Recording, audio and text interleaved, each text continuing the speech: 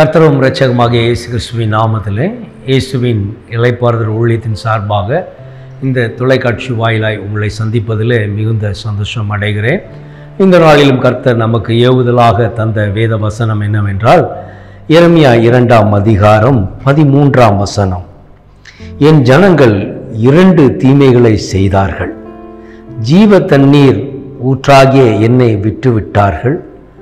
தண்ணீர் நிற்காத தொட்டிகளாகிய வெடிப்புள்ள தொட்டிகளை தங்களுக்கு வெட்டி கொண்டார்கள் என்ற வேத வசனம் தன்னுடைய ஜனங்களாகிய இஸ்ரவேலை எவ்வளவாய் நேசித்து அவர்களை நல்வழிப்படுத்தி அவர்களை தமக்கென்று ஆராதனை செய்கிற சன்னதியாய் அடிமை வீடாகிய எகிப்திலிருந்து அழைத்து அடிமைத்தனத்திலிருந்து விடுதலை கொடுத்து வனாந்தர வழிகளை உண்டு பண்ணி வனாந்திரத்திலே அவர்கள் தேவைகளை சந்தித்து கானா தேசத்திற்கு தேனும் பாலும் ஓடுகிற தேசமாகிய கானா தேசத்தை சுதந்திரித்து கொள்வதற்காக அவர்களை அழைத்து கொண்டு வந்த தேவன் இன்னைக்கு பார்த்து சொல்லுகிறார், என் ஜனங்கள் 2 தீமைகளை செய்தார்கள்.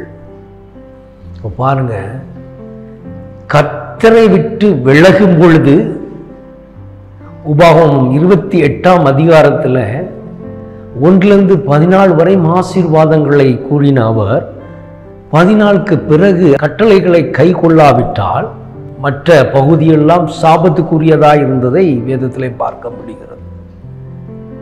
அப்போ ஆசீர்வாதத்தை முன்பாகவும் அதை நீ கை கொள்ளாவிட்டால் சாபத்தை பின்பாகவும் அந்த உபாகமம் 28ஆம் அதிகாரத்தில் நாம் பார்க்க முடிகிறது.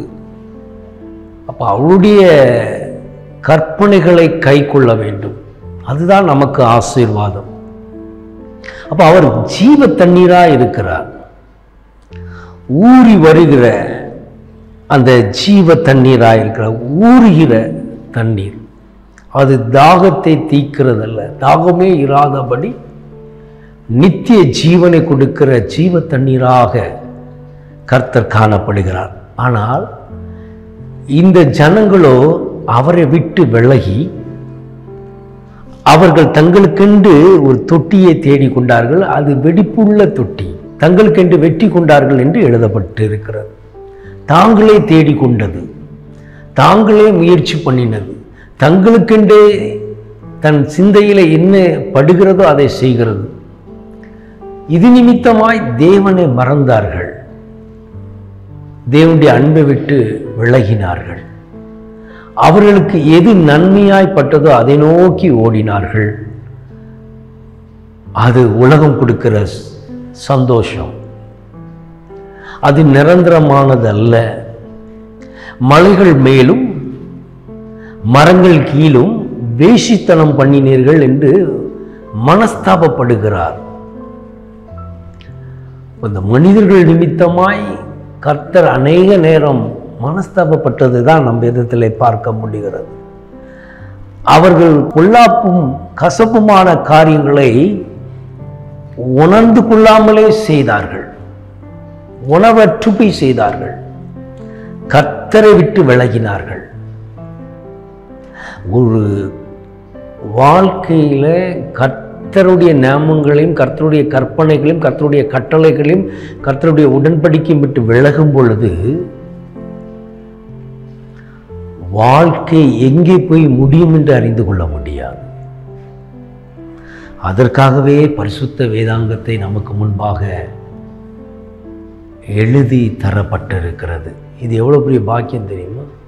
எத்தனை நாடுகளிலே சொந்த மொழிகளிலே இன்னும் மொழிபெயர்க்கப்படாமல் இருக்கின்றன. ஆனால் நம்ம கையில் நம்முடைய தாய்மொழியில் மொழிபெயர்க்கப்பட்டு கையில் கொடுக்கப்பட்டிருக்கிற இந்த வேதாகத்தை கற்று அதன்படி நடக்க வேண்டும். இதுதான் ஜீவ தண்ணீர். இந்த வார்த்தைகள் தான் நமக்கு ஜீவனை கொண்டு வரும். உலகம் ஒழிந்து போய்விடும், ஆனால் என் வார்த்தை ஒன்றும் ஒழிந்து போவதில்லைன்னு சொன்ன தேவன். அவருடைய வார்த்தையிலே வல்லமை உண்டு. அந்த வார்த்தை நம்மை உயிரடையும்படி செய்கிறது. அந்த வார்த்தை ஜீவனை கொடுக்கிறது. ஆனால் பாருங்கள், இந்த மனிதர்கள் 2 விதமான தீமைகளை செய்தார்கள். ஒன்று, கர்த்தரை விட்டு விலகினார்கள். 2வது, தங்களுக்கென்றே ஒரு தொட்டியை வெட்டி கொண்டார்கள். ஆனால் அவர் அறியாமல் அந்த தண்ணீர் நிற்காதபடி வெடிப்புள்ள ஒரு தொட்டியை அவர்கள் வெட்டி கொண்டார்கள். அவ்வளோதான் மனுஷனுடைய ஞானம், புத்தி. அவ்வளோதான். கர்த்தரை அறிகிற அறிவே தான் ஞானத்தை கொடுக்கும். கர்த்தரை அறிய வேண்டும். கர்த்தருக்கு பயந்தான் ஞானத்தை பிறப்பிக்கும். அப்போ நாம் எதற்கு பயப்படுகிறோம்? கர்த்தருக்கு பயப்படுகிறோமா? கர்த்தருக்கு பயந்து நடக்கிறோமா? அப்படி நாம் பயந்து நடந்தோமானால் ஞானம் பெருகியிருக்குமே, நாம் தீமையை விட்டு விலகியிருப்போமே, கர்த்தரோடு ஒண்டியிருப்போமே. அப்படி ஒன்றியிருந்தோமானால் ஜீவ தண்ணீர் நமக்காக ஊற்றாய் பாய்ந்து நம்மை நிரப்பியிருக்குமே. கர்த்தர் நம்முடைய வாழ்க்கையில் நன்மை செய்கிறவராயிருக்கிறார். 7ஆம் வசனம் சொல்லுகிறது, எரேமியா 2:7, செழிப்பான தேசத்தின் கனியையும் நன்மையும் சாப்பிடும்படிக்கு நான் உங்களுக்கு அவ்விடத்திற்கு அழைத்து கொண்டு வந்தேன்.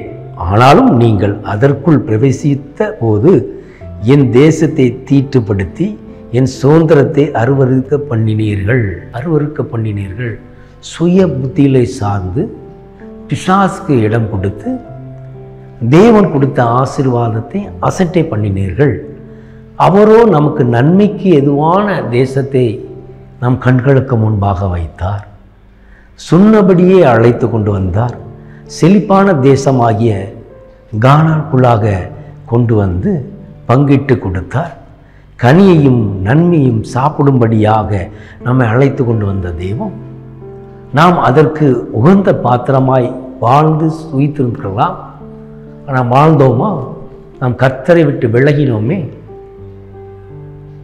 அப்போ அன்று இஸ்ரவேல் ஜனங்கள் வணங்கா கழுத்து ஜனங்கள் என்று சொல்வதற்கு காரணம், அவர்கள் கர்த்தருடைய நன்மையை புசித்த பிறகு, நன்மை எல்லாவற்றையும் புசித்த பிறகு தன் சுயமாக செயல்பட ஆரம்பித்தார்கள். அதனால அந்த தேசமே தீட்டுப்பட்டது. கர்த்தர் பரிசுத்தமாக வைத்த தேசத்தை அவர்கள் தீட்டுப்படுத்தினார்கள். கர்த்தருடைய பார்வைக்கு அது அருவருப்பாய் காணப்பட்டது. கர்த்தரை விட்டு விலகினார்கள்.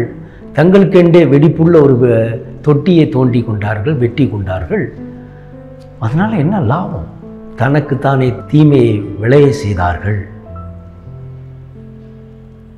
இன்னைக்கு இவைகளெல்லாம் கற்ற நாம் நம்முடைய வாழ்க்கையில் கர்த்தரை விட்டு விலகாது இருக்கிற வழியை நாம் தெரிந்து கொண்டோமா? கர்த்தரை எப்பொழுதும் முன்பாக வைக்கிறோமா? தாவீது எப்பொழுதும் கர்த்தரை முன்பாக வைத்திருக்கிறேன், ஆனால் நான் அசைக்கப்படுவதில்லை என்று சொல்லுகிறாரே. நாம் ஏன் அசைந்து கொண்டே இருக்கிறோம்? நம்முடைய வாழ்க்கை அசைவுண்டு இருக்கிறது. கடலில் உள்ள அலைகள் படகுகளை அசைப்படுத்துவது போல இந்த உலகத்தினுடைய இச்சைகள் நம் வாழ்வை அசைவுபடுத்தி கொண்டு இருக்கிறது. அதற்கு நாம் இடம் கொடுக்கிறதுனாலே நாம் நிலையான இடத்திலே நிலைநிறுத்தப்பட வேண்டும். நம்முடைய எண்ணங்கள் கர்த்தரை நோக்கி இருக்க வேண்டும். கர்த்தரையே முன்பாக வைக்க வேண்டும். கர்த்தர் விரும்புகிறதை செய்ய வேண்டும். அவரிடத்தில் ஒன்றுமே இல்லாதது ஒன்றும் இல்லை. அவரே சர்வ வல்லமை உள்ள தேவன், சகலத்தையும் ஆளுகை செய்கிற தேவன். அப்படிப்பட்ட தேவன் நமக்கு ஒருவர் இருக்கிறார் என்றால் அவரை உறுதியாய் பற்றி கொள்ள வேண்டும் அல்லவா? அவரை பின்பற்ற வேண்டும் அல்லவா? அவரை ஏற்றுக்கொண்டு நாம் அவருக்குள் விசுவாசத்தோடு நடக்க வேண்டும் அல்லவா? இல்லையே. இன்னும் இஸ்ரேல் ஜனங்களைப் போலவே வணங்க கழுத்து ஜனமாகவே நாம் வாழ்ந்து கொண்டே இருக்கிறோம். நம் வாழ்விலே நன்மையை பெற்றுக்கொண்டு அதை நாம் நாடிக்கொண்டு அதனுடைய நிறைவு நிமித்தமாய் கர்த்தர் யார் என்று கேட்டுக்கொண்டு இருக்கிறோம். மனம் மாற வேண்டும். இந்த 2 தீமைகள் நன்றாய் புரிந்து கொள்ளுங்கள். இஸ்ரேல் ஜனங்கள் கர்த்தரை விட்டு விலகினார்கள். 2வது, தங்களுக்கென்றே தொட்டியை வெட்டினார்கள். அதுவோ வெடிப்பு உள்ளது, தண்ணீர் நிற்காதது. அதே போலதான் இன்றும் நாம் வாழ்ந்து கொண்டிருக்கிற இந்த நாட்களிலே எதெல்லாம் நாம் கர்த்தரை விட்டு விலக்க செய்கிறது, எதெல்லாம் சுய புத்தியிலே சார்ந்து செயல்படுகிறோம், அந்த சுய புத்தியில் சார்ந்து செயல்படுகிறது இந்த வெடிப்பு உள்ள தண்ணீர் நிற்காத தொட்டியை வெட்டுவது போலதான். அப்போ கர்த்தர் நம்மை ஒரு நல்ல தேசத்திலே நம்மை படைத்திருக்கிறார், நம்மை உருவாக்கியிருக்கிறார், நம்மை பிறப்பை தேசத்தில் நன்மைக்கெதுவாய் வைத்திருக்கிறார். ஆனால் நாம் பிறந்த நாம் கர்த்தருக்கு சாட்சியாக வாழ்கிறோமா? அவர் தேசத்தினுடைய கனியையும் நன்மையும் சாப்பிட்டு திருப்தி அடையும்படியாக நம்மை அழைத்து கொண்டு வந்தார். ஆனால் நாமோ என்ன பண்ணுகிறோம்? அதை தீட்டுப்படுத்துகிறோம். அவர் கொடுத்த தேசத்தை தீட்டுப்படுத்துகிறோம். எது அவருக்கு தீட்டாய் தெரிகிறது? தேவனுக்கு கொடுக்கிற, கர்த்தருக்கு கொடுக்கிற, இயேசு கிறிஸ்துக்கு கொடுக்கிற அந்த மகிமையை வேற ஒன்றுக்கும் கூடாதிருங்கள் என்று வேதம் சொல்லுகிறது. கர்த்தருடைய மகிமை வேற எதுக்கும் செலுத்தாதிருங்கள். நாம் எதுக்கெல்லாம் செலுத்துகிறோமோ, எதெல்லாம் உயர்வுபடுத்தி பேசுகிறோமோ அவைகள் எல்லாம் தீட்டாய் காணப்படுகிறது. அவைகளெல்லாம் கர்த்தருடைய பார்வைக்கு அருவருப்பாய் காணப்படுகிறது.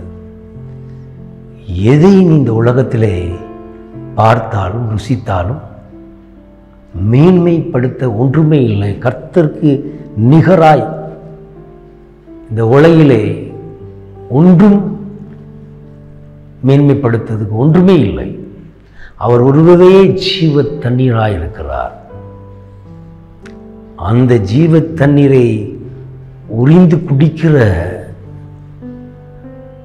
ஆடுகளாய் நாம் காணப்பட வேண்டும். அதுதான் கர்த்தர் விரும்புகிறார். என் அண்டை வா என்று அழைக்கிறார். உனக்கு ஜீவ தண்ணீர் கிடைக்கும். அது நித்திய காலம் உனக்கு தாகம் இல்லாமலே இருக்கும். உன் ஆத்மா இளைப்பாறுதல் அடையும் என்று சொல்லு. ஆனால் நாம் எதை நோக்கி பயணம் பண்ணுகிறோம்? நம்முடைய பிரயாசம் எதை நோக்கி இருக்கிறது? இந்த உலகத்தையே ஒண்டி உலகத்தின் மீது உன்னுடைய ஆசபாசங்களை வைத்து விட்டாய், ஆனால் அது கர்த்தரை விட்டு நம்மை பிரித்துவிடும். கர்த்தரை விட்டு விலக செய்ய தூண்டிவிடும். ஏனென்றால் எல்லா ஐஸ்வர்யமும் வர வர வர உன்னுடைய எண்ணங்களும் உன்னுடைய மோகமும் ஐஸ்வர்யத்தின் மீதாக மாறிவிடும். இது நிமித்தம் என்ன நடக்கும்? என்ன நடக்கும் என்றால் நாம் கர்த்தரை விட்டு விலகி போய் விடுவோம். கர்த்தர் யார் என்று கூட கேட்டு விடுவோம். இதுதான் இஸ்ரேல் ஜனங்கள் செய்தார்கள்.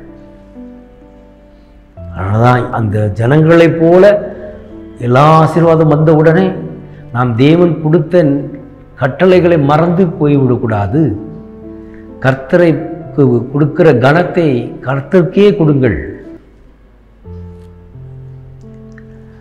அவர் ஒருவருக்கே ஆராதனை செய்யுங்கள். அவர் ஒருவரையே பின்பற்றுங்கள் என்று வேதம் சொல்லுகிறது.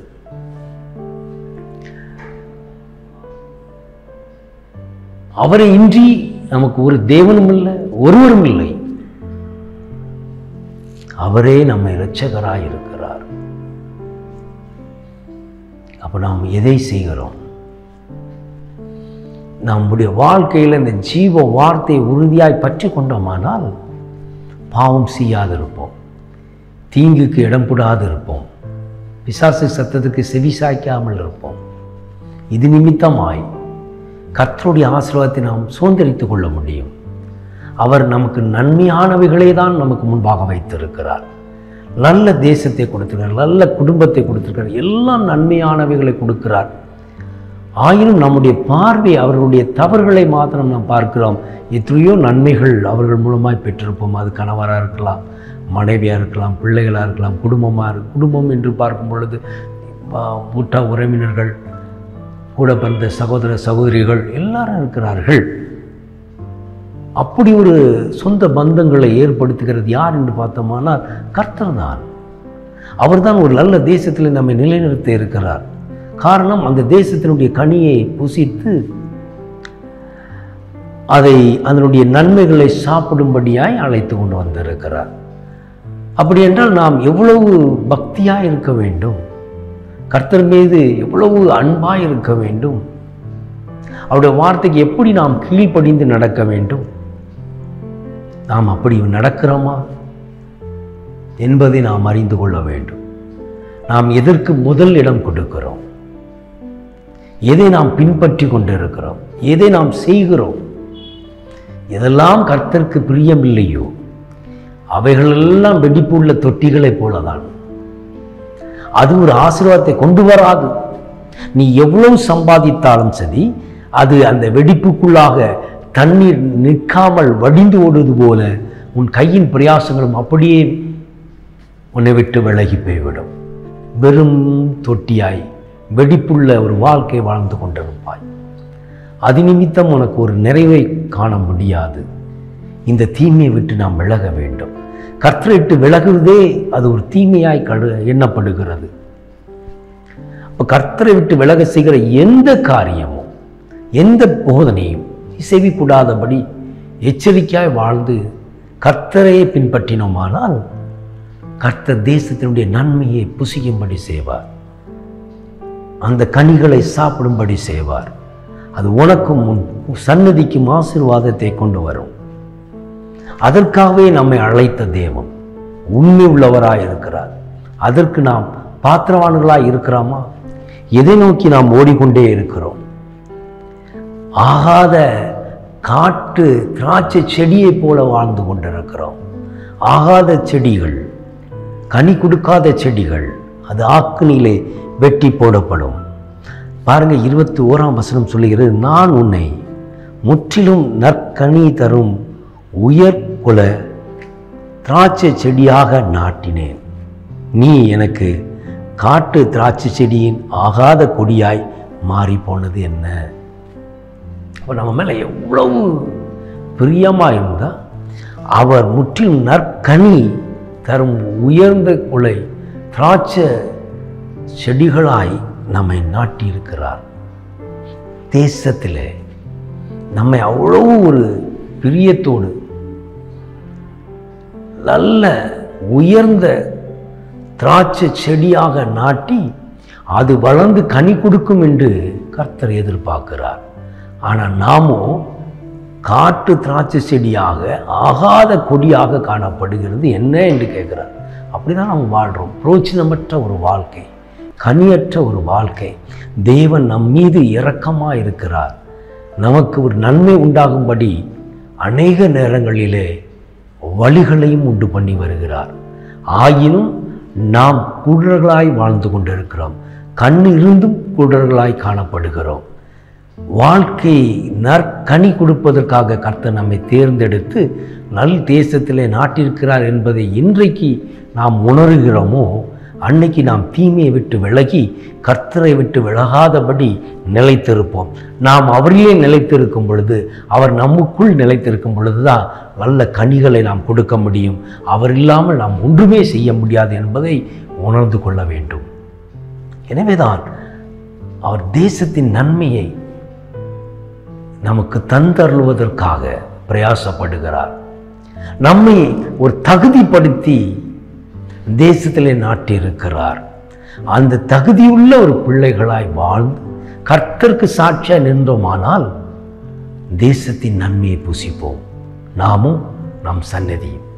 எனவே இந்த 13ஆம் வசனத்தில் சொன்னபடி என் ஜனம் 2 தீமைகளை செய்தார்கள் என்று வருத்தத்தோடு சொன்ன தேவன், இன்னைக்கும் நாம் தீமை செய்யும் பொழுதெல்லாம் என் மகன் என் மகள் தீமை செய்கிறார்களே என்று வருத்தப்பட்டு கொண்டுதான் இருக்கிறார். எனவே நம் வாழ்விலே தீமையை விட்டு விலக வேண்டுமானால் கர்த்தருக்கு பயந்து வாழ வேண்டும். அப்படி நாம் வாழ்ந்தோமானால் நல்கனி கொடுக்கிறவர்களாய் மாறிவிடுவோம். கர்த்தர் நம் மீது ஒரு நல்ல நோக்கத்தை வைத்திருக்கிறார். நல்ல கனி கொடுக்கிறவர்களாய் காணப்பட வேண்டும்.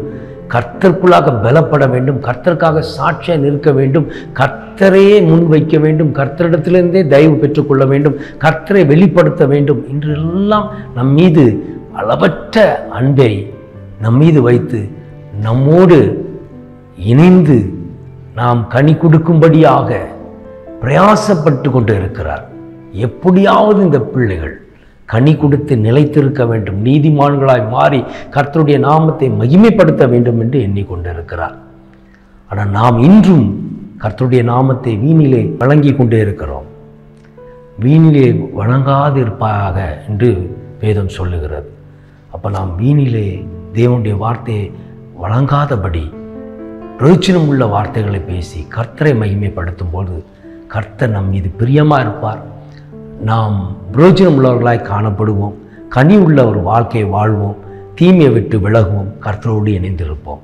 எனவே இந்த வாக்குத்தத்த இந்த வசனத்தின்படி கர்த்தர் நம்மை உருவாக்குகிறதற்கு நாம் இடம் கொடுத்து கர்த்தரை விட்டு விலகுகிற எந்த காரியத்திலும் தலையிட்டு கொள்ளாதபடி கர்த்தர்களை நிலைத்து நிற்கிற ஒரு அனுபவத்தை நாம் பெற்றுக்கொண்டு அதில் வாழ்ந்தோமானால் நாமும் நம்முடைய சன்னதியும் ஆசீர்வதிக்கப்பட்டிருக்கும் இந்த தேசத்திலே.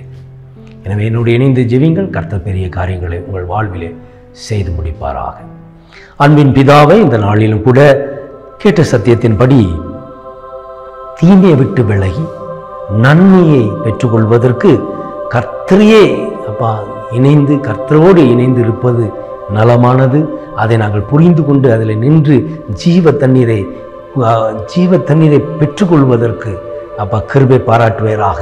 உண்மையிலே நாங்கள் நிலைத்து நிற்க கர்த்தர் கிருபை பாராட்டும். எந்த காரியமும் எங்களை பிரித்து விடாதபடி, பாவமும் சாபமும் எங்களை மேற்கொள்ளாதபடி என்னோடு இணைந்து ஜெபிக்கிற பிள்ளைகளுக்காக நான் வேண்டிக் கொள்கிறேன். எங்கள் பாவங்களை நீர் கழுவும், சாபங்களை நீக்கும், அற்புதங்களை செய்யும், தீங்குக்கு விலகி ஓடுகிற ஒரு அனுபவத்தை தாரும் அப்பா. ஒருவேளை என்னோடு இணைந்து ஜெபிக்கிற பிள்ளைகள் இது போன்ற அப்பா தேவனை விட்டு விலகி செய்கிற காரியங்களுக்கு இடம் கொடுத்திருந்தால் இந்த நேரத்தில் என்னோடு இணைந்து ஜெபிக்கும் பொழுது, ஒப்பு கொடுக்கும் பொழுது கர்த்தர் உதவி செய்வார். அவரை விட்டு விலகி செய்கிற எந்த காரியமும் நம்மை மேற்கொள்ளாதபடி விலக்கி போட அவர் வல்லமை உள்ளவராய் இருக்கிறார். அவரிடத்தில் கேட்டு நாம் பெற்றுக்கொள்வோம். அது மாத்திரமல்ல, நமக்கென்று ஒரு வாழ்க்கையை தேர்ந்தெடுக்காமல் அதை நாடினோமானால் அது வெடிப்பு உள்ள ஒரு தொட்டியாகவே இருக்கும். அது ஒரு நிரந்தரமானது அல்ல. அதில் ஒரு ஆசீர்வாதம் உண்டாகாது. எனவே நாங்கள் ஆசீர்வதிக்கப்பட வேண்டுமானால் கர்த்தரையே முன்பாக வைக்க வேண்டும். அந்த அனுபவத்தை எங்களுக்கு தருவேராக. என்னோடு இணைந்து ஜெபிக்கிற பிள்ளைகளுடைய குறைகளை நிறைவாக்கும் அப்பா. இந்த வேளையிலும் கூட 2 தீமையை விட்டு விலகும்படியாக கர்த்தர் தாமே எங்களை பரிசுத்தப்படுத்தும் அப்பா. நீ கொடுத்த அந்த வாழ்க்கையை அப்பா தீட்டு படுத்தாதபடிக்கு அதிலே நாங்கள் நிலைத்து நிற்க, பரிசுத்தமாய் வாழ்ந்து சுயித்திருக்க கர்த்தர் தாமே கிருபை பாராட்டுவீராக. என்னோடு இணைந்து ஜெபிக்கிற ஒவ்வொரு பிள்ளைகளும் உடைய சட்டையின் மறைவில் ஒப்பு கொடுக்கிறேன். அவர்கள் எந்த வியாதியா இருந்தாலும் சரி, எந்த குறைபாடுகளாக இருந்தாலும் சரி, எதற்காக காத்து கொண்டிருந்தாலும் சரி, என் தேவனால் அற்புதத்தை செய்ய முடியும் அப்பா. உம்முடைய ஆணிப்பாய்ந்த கர்த்தருடைய வல்லமை இப்பொழுதே கேட்டுக்கொண்டிருக்கிற பிள்ளைகள் மீது உடைய வல்லமை வெளிப்படட்டும் என்று ஜெபிக்கிறேன். தடைகளை உடைத்து அற்புதங்களை செய்வீராக. எல்லா விளைவினங்களும் நீங்கி அப்பா சாட்சியை நிலைநிறுத்தும் என்று ஜெபிக்கிறேன். ஒவ்வொருவரையும் உடைய கரத்தில் ஒப்பு கொடுக்கிறேன். நீரை பொறுப்படுத்தி வழி நடத்தும். இயேசு கிறிஸ்துவின் இனிய நாமத்தில் ஜெபிக்கிறோம் ஜீவனுள்ள நல்ல பிதாவே. ஆமென், ஆமென், ஆமென். கர்த்தர் நிச்சயமாக உங்கள் வாழ்க்கையிலே பெரிய காரியங்களை செய்வார். தீமையை விட்டு விலக செய்து நன்மையை பெற்றுக்கொள்ள கர்த்தர் கிருபை பாராட்டுவாராக. தொடர்ந்து ஜெபிப்போம். உங்களுடைய விண்ணப்பங்களை தெரிவித்து ஜெபிப்பதற்காக தொலைபேசி எண்கள் மேலே கொடுக்கப்பட்டிருக்கிறது. அதை நீங்கள் தொடர்பு கொள்ளலாம். அது மாத்திரமல்ல, உங்களுடைய சாட்சியை பகிர்ந்து கொள்ளலாம். அநேகர் சாட்சிகளை பகிர்ந்து வருகிறீர்கள். அந்த சாட்சிகளை நிலைத்திருக்கும்படி கர்த்தர் கிருபை பாராட்டுவாராக. ஆமென். God bless you.